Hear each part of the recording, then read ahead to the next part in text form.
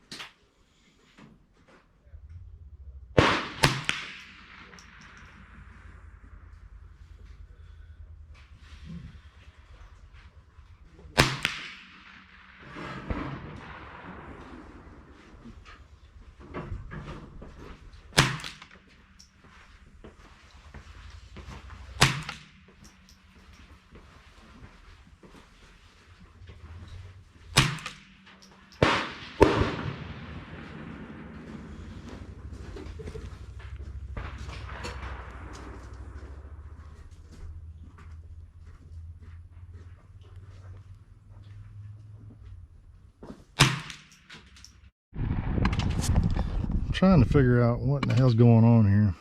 This was my point of aim right here. You see I got 4 shots right there out to the left. That's fine, I ain't worried about that. I'm worried about is why in the hell I've got 6 shots way down here and 4 up here. That jump, I don't know what the hell's going on.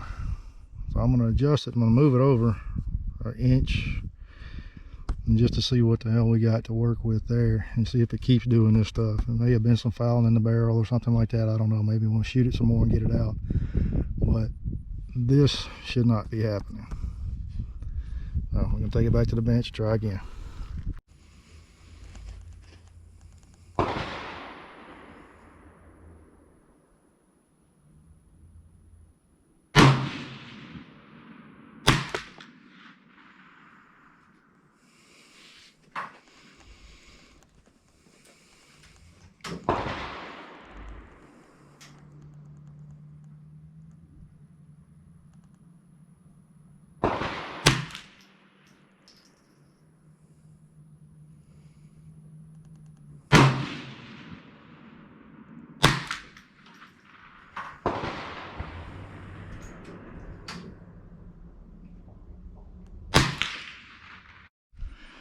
Alright, I figured out what the culprit was.